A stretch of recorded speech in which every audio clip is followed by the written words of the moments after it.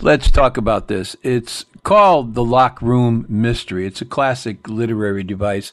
It's long been a staple of detective fiction. So, in this, a murdered person is found inside a room, but the room has been locked from the inside. There's no murder weapon is found in these things. Escape is impossible, but yet you have this on your hands, a dead body in a locked room. It's been the basis for, I don't know, hundreds of novels and short stories. But here, let me give you an example, by the way, of an actual case. This is a real thing. It happened in 1929. There's a 30-year-old guy named Isidore Fink. He returned to his laundry shop in a really bad neighborhood, Italian Harlem, crime-plagued place back then. It's 10:15 at night. He had been out delivering laundry to his customers. He had nailed the windows closed in his shop because there's a serious crime problem there, and he was very careful on who he let into the shop. So now it's around 10:30. There's a Miss Lachlan Smith. She's a neighbor across the hall in the building. She hears Mr. Isidore scream and the sound of people struggling, but no gunshot.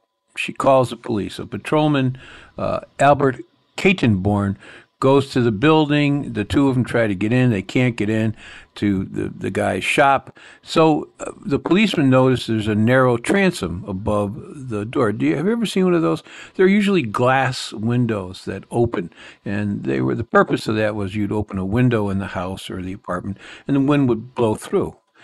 So anyway, he finds this little boy to wiggle up through the transom for him and get into the place, unlock the door. The policeman goes in. He goes to the rear. He finds Fink. He's dead. Mr. Fink is dead, but he's been shot twice through the chest, once in the left hand. So based on what they see, there's a hot iron had been lit on a gas stove. He'd been trying to do his work, and then he was attacked. He put his hand up as a defensive motion. No weapon was found. Detectives came, they checked the floorboards, the walls, the ceiling, no fingerprints, nothing. No one to this day knows how this guy died. So there's an example of that device.